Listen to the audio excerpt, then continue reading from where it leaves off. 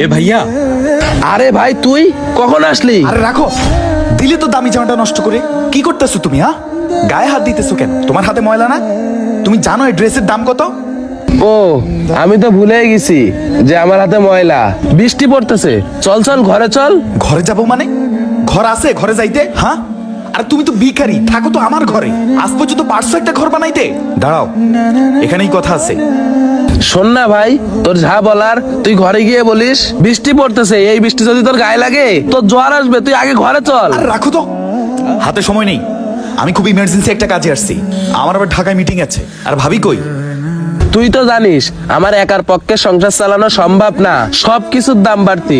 নুন আনতি পান্তা ফুরাই। ও হইছে হইছে, এত নাকামি করতে হবে না আমার সামনে। আমি যা জিজ্ঞেস করছি সেটাই বলো। ভাবি কই? তোর ভাবি তো লাবলু কাকাকের বাড়ি কাজে গেছে। লোকের বাড়ি কাজ না করলে আমরা খাবো কি? লোকের বাড়িতে কাজ করতেছে? আরে ভাবি তো চাইলে আমার বাড়িতেই কাজ করতে পারে।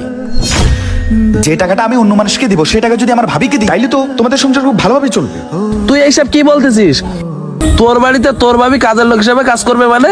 হ্যাঁ, তো অন্যের বাড়িতে কাজ করতেছে না, তো আমার বাড়িতেই তো কাজ করলে সেম টাকা পাবে। সমস্যা কি?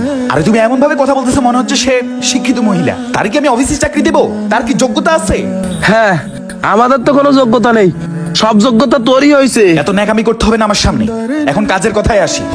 কাজের কথা? কি কাজের কথা?